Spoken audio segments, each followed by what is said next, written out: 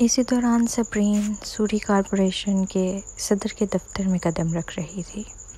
شہزام، جو ایک مہنگے سوٹ میں ملبوس تھا، ایک سینئر مینیجر سے بات کر رہا تھا۔ جب سینئر مینیجر نے دیکھا کہ صبرین آئی ہے تو اس نے مسکرا کر سر ہلایا اور باہر چلا گیا۔ کیا میں تمہیں پریشان کر رہی ہوں؟ صبرین آگے بڑھ کر اس کے قریب بیٹھ گئی۔ اب 6 بج چکے ہیں اور آفس اوقات بھی ختم ہو چکے ہیں۔ کیا تمہیں میری یاد آئی؟ شہزام نے اس کا نازک ہاتھ تھاما۔ اس کی آنکھوں اور بھووں میں نرمی تھی۔ حال ہی میں کافی مسائل چل رہے ہیں۔ میں دوسرے ملازمین کی طرح وقت پر کام سے نہیں نکل سکتا۔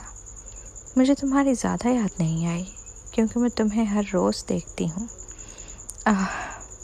صبرین بات کرتے ہوئے چلائی کیونکہ اس کی کمر پر زور سے چٹکی کاٹی گئی تھی۔ وہ غصے سے شہزام کو گھورنے لگی۔ کیا کر رہے ہو تم؟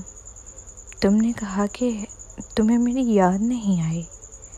شہزام نے سزا دینے والے انداز میں کہا، میں تمہیں دن رات دیکھتی ہوں، پھر مجھے تمہارے یاد کیوں آئے؟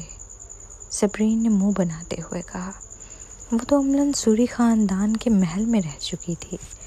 ویسے بھی وہ جگہ بہت بڑی تھی۔ وہ اور بچے علیحدہ گھر میں رہتے تھے، اس لیے جب بھی سوری خاندان کے بزرگوں کا سامنا ہوتا تھا تو اسے طلاق نہ ہونے پر بھی کوئی تکلیف نہیں ہوتی تھی۔ لیکن اس کے باوجود اگرچہ میں تمہیں ہر روز دیکھتا ہوں، پھر بھی تمہیں یاد کرتا ہوں، شہزام نے کہا اور اس کی ٹھوڑی کو نرمی سے اٹھایا۔ صبرین آنکھیں گھما کے اس سے دور ہوئی۔ بیچ میں نہ آنا، میں تمہارے پاس ایک مسئلے کے لیے آئی ہوں۔ آج میں ہسپتال میں علیزہ سے ملنے گئی تھی، اسے چوٹ لگی ہے۔ شہزام نے لمحے بھر کے لیے رک کر سوچا، پھر دیر سے یاد آیا کہ علیزہ کون تھی۔ تم دونوں اتنے قریب کب سے ہو گئے؟ در حقیقت ہم آخری بار کھانے کے بعد زیادہ رابطے میں نہیں تھے، مگر فریہ نے آج مجھے مجبور کر دیا تھا۔ ہم تھوڑی دیر بات چیت کرتے رہے۔ مجھے اس میں بہت ساری خصوصیات پسند آئی ہیں۔ صبرین نے ایمانداری سے کہا، تم جانتے ہو کہ میں نے کیمبرا آ کر زیادہ دوست نہیں بنائے۔ پہلے رانیہ تھی۔ جب شہزام نے رانیہ کا ذکر سنا تو اس کا جسم اکڑ گیا۔ صبرین نے اس پر ایک نظر ڈالی، مگر اس نے اس موضوع پر کبھی زیادہ وقت نہیں گزارا تھا۔ علیزہ ایک بہت اچھی لڑکی ہے، حالانکہ وہ انٹرٹینمنٹ انڈسٹری کے پیچیدہ ماحول میں شامل ہے۔ وہ خود مختار ہے۔ مجھے لگتا ہے جیسے ہم دونوں نے ایک دوسرے کے ساتھ بہت وقت گزارا ہو۔ یہ اچھی بات ہے کہ تم نے ایک اور دوست بنا لیا، شہزام نے کہا۔ لیکن صبرین رکی۔ تنویر کچھ عجیب سا لگ رہا ہے۔ جب میں وہاں گئی تو پتہ چلا کہ وہ علیزہ کا ڈاکٹر ہے۔ کیا وہ انکولوجی کے شعبے میں سنگین معاملات کا ذمہ دار نہیں ہے؟ علیزہ کو چاقو لگ چکا ہے۔ چاہے کچھ بھی ہو، اس کے لیے تنویر ذمہ دار نہیں ہونا چاہیے، ہے نا؟ شہزام نے بھویں اچکائیں۔ تمہیں شک ہے کہ وہ علیزہ میں دلچسپی رکھتا ہے؟ یہ بالکل واضح ہے کہ وہ رکھتا ہے، صبرین غصے میں بولی۔ میں نے اس سے اس بارے میں پوچھا اور اس نے انکار نہیں کیا۔ اس نے تو یہ تک کہا کہ ہمیں اس کے معاملات میں مداخلت نہیں کرنی چاہیے۔ کیا وہ یہ سمجھتا ہے کہ میں اس کے معاملات میں مداخلت کرنا چاہتی ہوں؟ وہ دوسری عورتوں کے ساتھ کچھ بھی کرے، لیکن علیزہ ایک محترم لڑکی ہے۔ وہ سنڈی سے شادی کرنے والا ہے، پھر بھی اس وقت علیزہ میں ملوث ہو رہا ہے۔ کیا اسے شرم نہیں آتی؟ کیا اس کی کوئی عزت نفس نہیں ہے؟ کیا عورتیں بس اس کے لیے کھلونا ہیں؟ شہزام نے فوراً اس کے سر کے پیچھے ہاتھ پھیرا اور نرمی سے کہا، کیا یہ کوئی غلط فہمی ہو سکتی ہے؟ تنویر کے بارے میں جو میں جانتی ہوں، وہ ایسا شخص نہیں ہے جو تعلقات کو سنجیدگی سے لے، چاہے وہ عورتوں سے تعلق رکھے۔ وہ کبھی کسی پر زبردستی نہیں کرتا، دونوں طرف کی رضامندی ضروری ہوتی ہے۔ تم جانتے ہو کہ اس کی حیثیت کی وجہ سے بہت سی عورتیں خود ہی اس کی طرف آتی ہیں، خاص طور پر تفریحی صنعت کی عورتیں۔ تمہارا مطلب ہے؟ صبرین نے شہزام کا ہاتھ جھٹک دیا۔ تم کہنا چاہتے ہو کہ علیزہ نے اسے بہکایا ہے نا؟ شہزام نے پیشانی پر بل ڈالتے ہوئے کہا۔ سپی، اتنا غصہ نہ ہو، شاید آخرکار تمہیں علیزہ کو جانے ابھی تھوڑا ہی وقت ہوا ہے۔ نہیں، جب علیزہ ہم سے بات کر رہی تھی وہ بہت سچی اور کھڑی تھی، اس نے کبھی کچھ چھپانے کی کوشش نہیں کی۔ صبرین غصے میں اس کے قریب سے اٹھ گئی۔ یہ تم مرد ہو جو پہلے سے کسی کے ساتھ ہونے کے باوجود بھی دوسری عورتوں کی طرف نگاہ اٹھاتے ہو، اور پھر آخرکار تم عورتوں کو بے شرم قرار دے دیتے ہو۔ سپی، میں شہزام، اب میرے پاس تمہاری فکر کرنے کا وقت نہیں ہے، صبرین نے غصے میں کہا۔ میرے خیال میں تم اپنے دوست کو پاگل نہیں سمجھتے، بہتر ہوگا کہ تم اسے کچھ مشورہ دو۔ وہ شادی کرنے والا ہے، اگر اسے کوئی ضرورت ہے تو وہ بس سنڈی کے پاس جا سکتا ہے، علیزہ کو تنگ کرنے کی کوئی ضرورت نہیں۔ یہ کہہ کر وہ فوراً چلی گئی۔ شہزام کے سر میں چمک محسوس ہوئی۔ عورتوں کا دماغ اتنا غیر متوقع ہوتا ہے جتنا کہ موسم گرما کا موسم۔ اس کے پاس کوئی راستہ نہیں تھا سوائے اس کے کہ اس کے پیچھے جا کر کہے، ٹھیک ہے سپی، غصہ نہ ہو، ابھی میں نے جو کچھ کہا وہ غلط تھا، میں بعد میں تنویر سے بات کرتا ہوں اور حالات کے بارے میں پوچھوں گا، ٹھیک ہے؟ اور ہاں، مجھے اس معاملے میں شامل نہ کرو، اب میرے دل میں صرف تم ہو۔ سپی نے اس کی طرف ایک نظر گھمائی۔ شہزام، تم مرد ہو، مردوں کی اپنی سوچ اور سمجھ ہوتی ہے، تاہم مجھے پورا یقین ہے کہ علیزہ ایسی لڑکی نہیں ہے، اور پھر ایک ذہین عورت ایسا فیصلہ نہیں لیتی۔ وہ اس وقت بہت مقبول ہے، اگر خبریں باہر گئیں اور عوام کو یہ پتہ چلا کہ وہ دوسروں کی شادی میں ملوث ہے تو اس کا کیریئر تباہ ہو جائے گا، اور پھر ایسی عورت جیسے سنڈی کے ساتھ چھیڑ چھاڑ نہیں کرنی چاہیے۔ سچ کہوں تو تنویر بہت خود غرض ہے، وہ صرف نچلے حصے سے سوچتا ہے، اسے یہ نہیں پتا کہ اگر اس نے ایسا کیا تو وہ کسی کا مستقبل تباہ کر دے گا، کہ اس نے پہلے رانیہ کو تباہ نہیں کیا تھا۔ ٹھیک ہے، تم صحیح کہہ رہی ہو، شہزام نے اطاعت سے کہا۔ وہ خوفزدہ تھا کہ کہیں وہ اسے ناراض نہ کر دے۔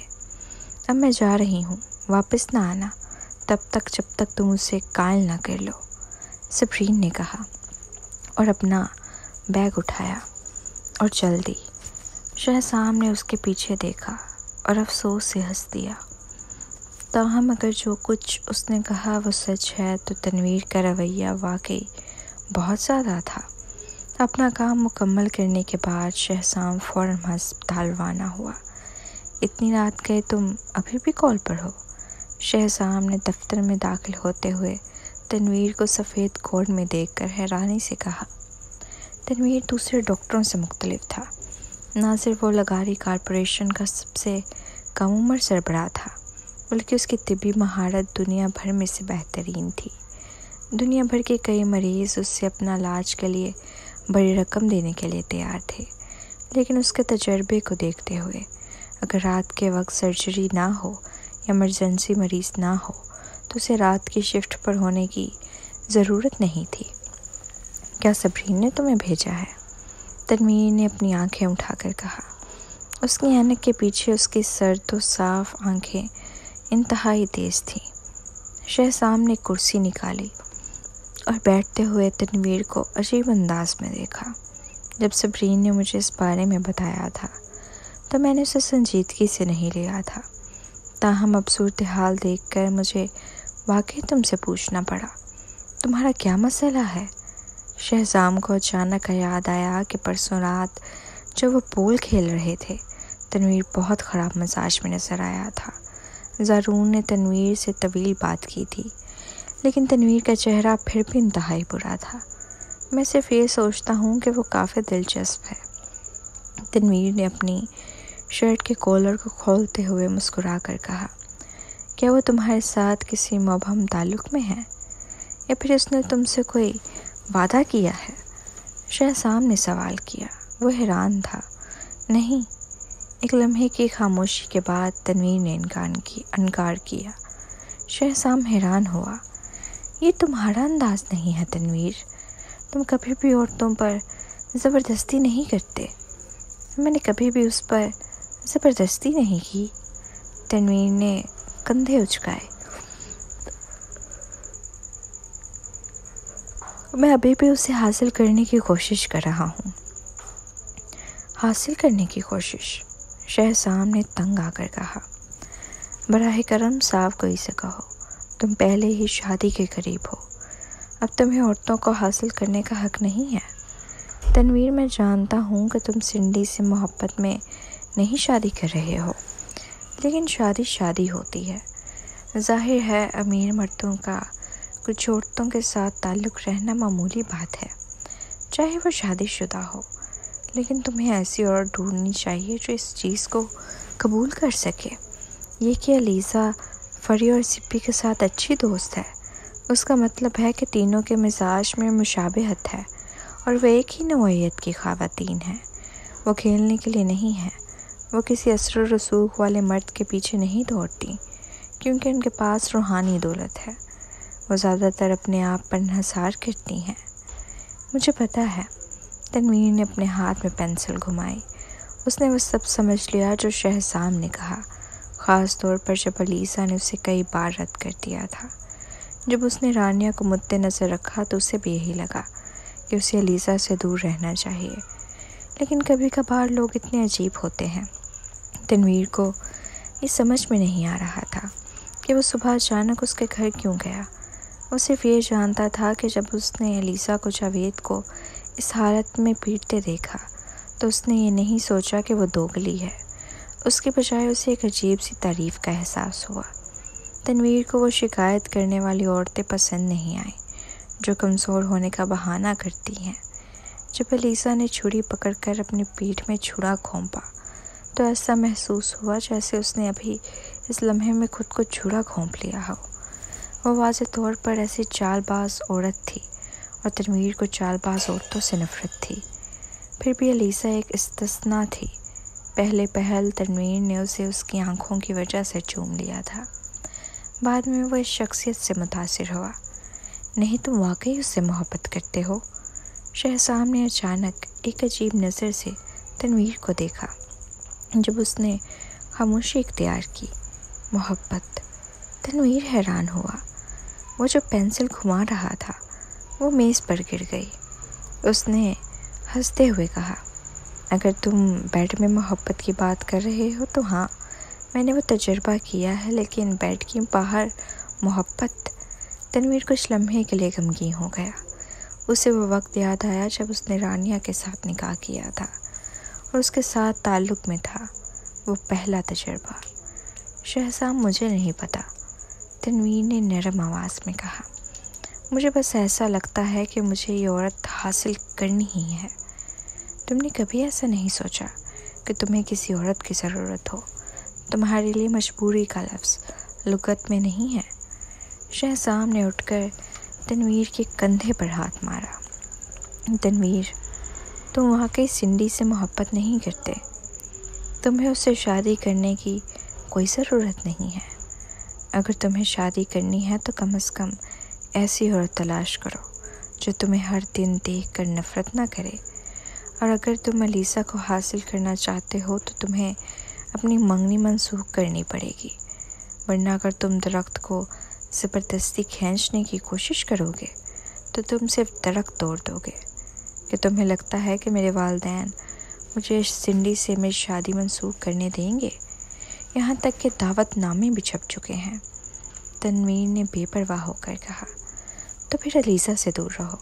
کیا فائدہ ہے اگر تم پہلے ہی جانتے ہو کہ تم دونوں ایک ہی دنیا سے نہیں ہو؟ میں نے جو کچھ کہنا تھا وہ کہہ دیا، اب مجھے واپس جانا ہے۔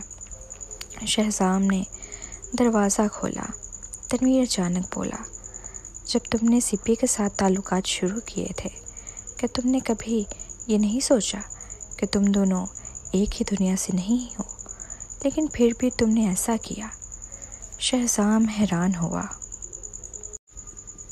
میری ماضی کی یادیں تھوڑی دھندلی ہیں، لیکن میں تم سے مختلف ہوں۔ مجھے یہ پتہ تھا کہ میں اسے واقعی چاہتا ہوں۔ یہ تمہاری طرح نہیں ہے جو صرف علیزہ کو حاصل کرنا چاہتے ہو۔ یہ کیسے مختلف ہے؟ پہلا تعلق زندگی بھر کا ہوتا ہے، جبکہ دوسرا صرف عارضی ہوتا ہے۔ علیزہ تمہارے لیے واحد نہیں ہوگی۔ شہزام بات مکمل کرنے کے بعد فوراً روانہ ہو گیا۔ جب شہزام سوری خاندان کے محل واپس آیا تو سپی اس کے پاس آئی۔ تم تنویر سے ملنے گئے تھے، ہے نا؟ کیا ہوا؟ میں نے جو کہنا تھا وہ سب کہہ دیا، شہزام نے کچھ سوچتے ہوئے کہا۔ پھر اس نے چونکتے ہوئے کہا، لیکن مجھے ایسا لگتا ہے کہ تنویر اس بار تھوڑا مختلف ہے۔ کیا چیز اس میں مختلف ہے؟ سپی الجھی ہوئی تھی۔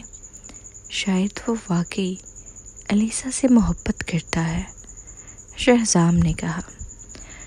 کم از کم رانیہ کے علاوہ میں نے کبھی نہیں دیکھا کہ وہ کسی عورت کو اس طرح حاصل کرنے کی کوشش کرتا ہو۔ رانیہ کا ذکر نہ کرو، صبرین نے غصے میں کہا۔ کیا تنویر اس وقت جب وہ رانیہ کے ساتھ تعلقات میں تھا صرف اس سے کھیلنے کی کوشش نہیں کی تھی؟ اور جب اسے حاصل کر لیا تو بس چھوڑ دیا؟ ایسا نہیں لگتا، شہزام نے دھیمے سے کہا۔ جب وہ رانیہ کے ساتھ تعلقات میں تھا تو وہ کافی صبر والا تھا۔ وہ عورتوں کے ساتھ انتہائی بے صبر ہوتا ہے، لیکن رانیہ وہ واحد لڑکی تھی جس کے لیے وہ انتظار کرنے کے لیے تیار تھا۔ پھر اچانک ان کا تعلق ٹوٹ گیا۔ اس کے علاوہ تنویر یہ سمجھتا تھا کہ رانیہ اس وقت میرا کو تنگ کر رہی تھی۔ شاید دونوں کے درمیان کچھ اور مسائل بھی ہوں گے۔ رانیہ نے میرا کو کب تنگ کیا؟ میرا وہ تھی جس نے کمزوری کا بہانہ بنایا اور لوگوں کو یہ سوچنے پر مجبور کر دیا کہ دوسرے اسے تنگ کر رہے ہیں، صبرین نے مایوسی سے کہا۔ ہمیں اس وقت یہ بات نہیں معلوم تھی۔ شہزام نے فوراً اس کے ہاتھ پکڑ لیے۔ آؤ ماضی کا ذکر نہ کریں، سپی میں نے ابھی تک کھانا نہیں کھایا، مجھے بھوک لگی ہے۔ اگر تمہیں بھوک لگی ہے تو خود کچن میں جا کر کچھ تلاش کیوں نہیں کرتے؟ میں تمہاری باورچی نہیں ہوں۔ صبرین نے اس کا ہاتھ جھٹک دیا۔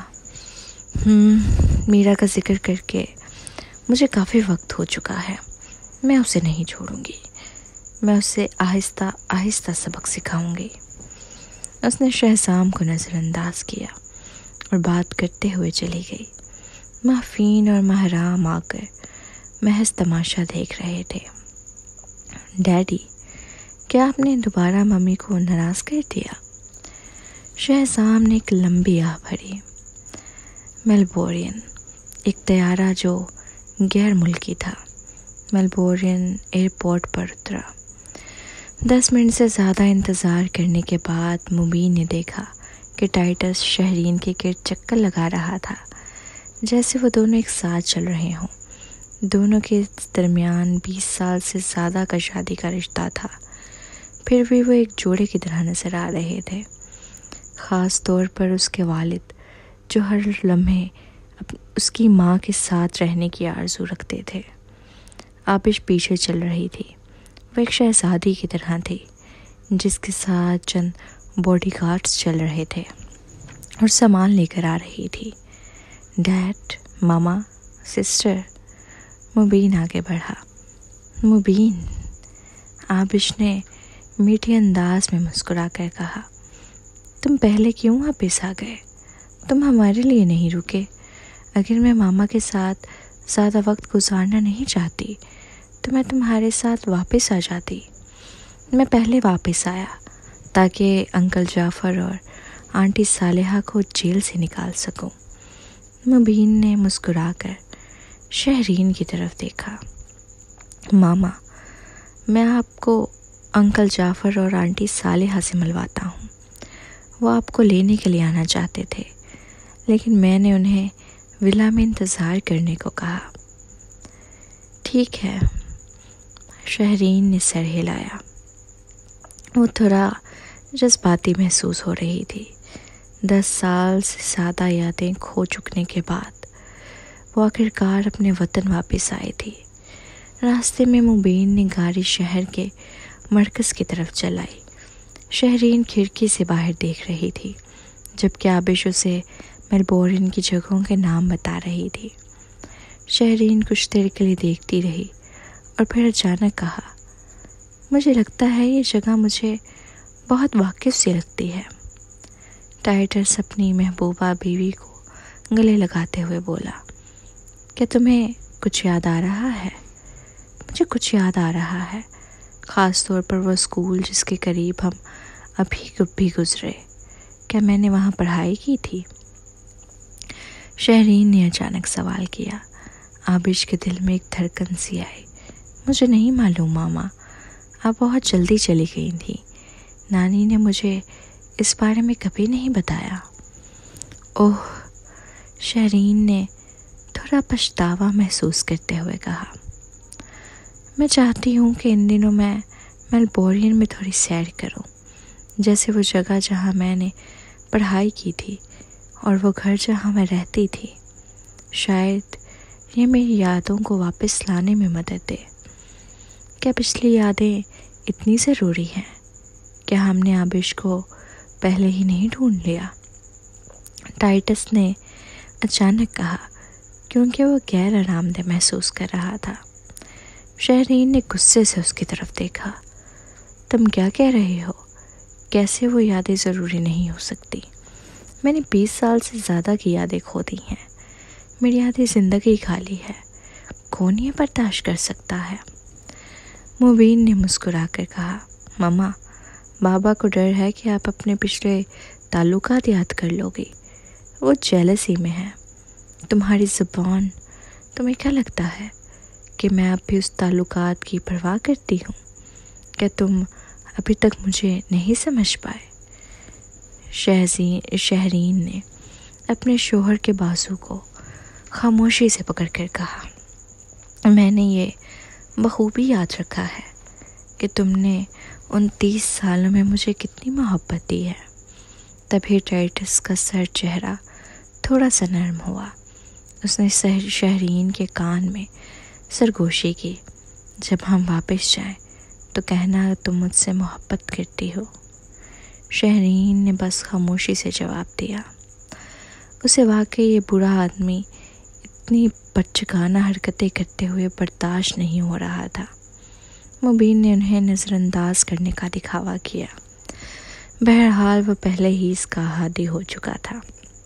اس کے والدین کے لیے وہ صرف ایک مفت تحفہ تھا۔ آبش کے ذہن میں اس وقت بہت کچھ چل رہا تھا۔ اس نے کبھی نہیں سوچا تھا کہ شہرین میلبورن واپس آ کر کچھ یاد کرے گی۔ شاید اس نے پہلے اپنی یادیں اس لیے نہیں واپس پائیں کیونکہ وہ کبھی کسی ایسی جگہ پر نہیں گئی جو اس سے وہ واقف ہو۔ لیکن اگر وہ یہاں کچھ دن اور رکے اور وہ جگہ دیکھی جہاں وہ پہلے رہتی تھی تو شاید وہ اپنی یادیں واپس پا لے گی۔ اگر ایسا ہوا تو وہ یہ جان لے گی کہ اس کی بیٹی کا نام صبرین یزدانی تھا۔ آبش کو شہرین کی یادوں کو واپس آنے سے روکنا تھا۔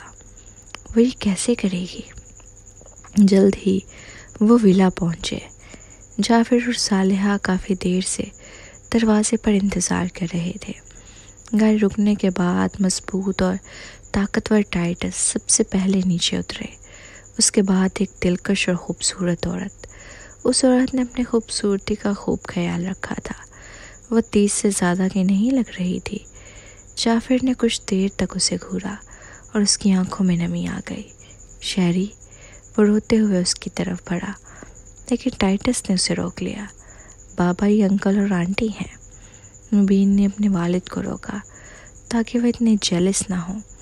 مجھے پتہ ہے، ٹائٹس نے ہلکے سے کہا۔ وہ بس یہ نہیں چاہتا تھا کہ کوئی اجنبی مرد شہرین کو گلے لگائے۔ تم میرے بڑے بھائی ہو، ہے نا؟ شہرین نے جعفر سے پوچھا۔ جب اس نے اسے دیکھا تو اسے ایک مانوس سا احساس ہوا۔ شہری، مجھے واقعی نہیں امید تھی کہ تم ابھی تک زندہ ہو۔ جعفر واقعی جذباتی ہو گیا تھا۔ آخرکار وہ اپنی چھوٹی بہن کے ساتھ بڑا ہوا تھا۔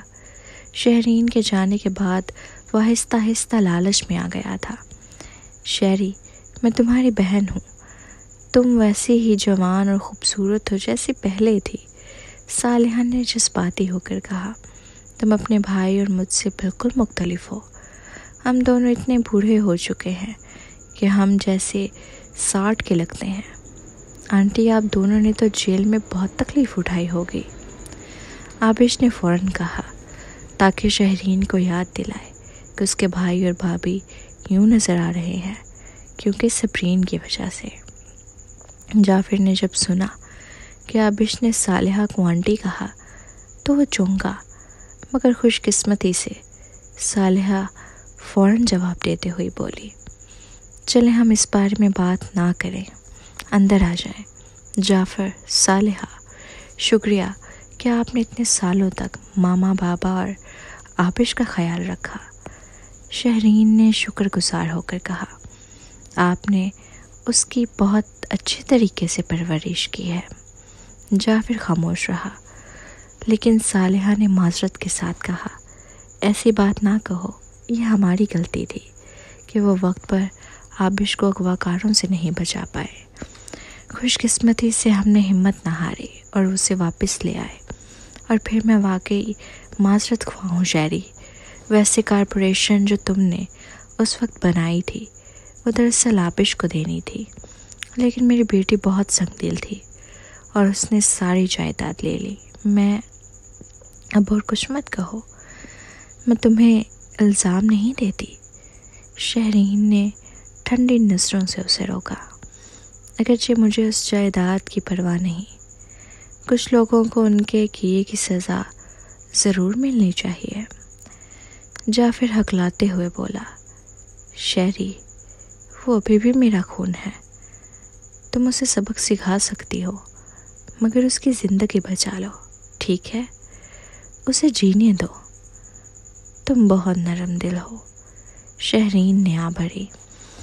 اگر میں سمجھتی ہوں، فکر نہ کرو، زیادہ سے زیادہ میں اسے بدنام کر دوں گی اور اسے کچھ نہیں ملے گا، میں اسے اس کے کیے کی سزا دوں گی۔ مبین جو ایک طرف کھڑا تھا، نہ چاہتے ہوئے بھی فکر مند ہو گیا۔ وہ سپرین کے بارے میں سوچنے لگا اور تھوڑا سا الجھ گیا، کیا وہ اتنی بری انسان تھی؟ ویسے جعفر، کہ تم مجھے وہ جگہ دکھا سکتے ہو جہاں میں پہلے رہتی تھی؟ میں اپنی یادیں جلدی واپس لانا چاہتی ہوں، شہرین نے کہا۔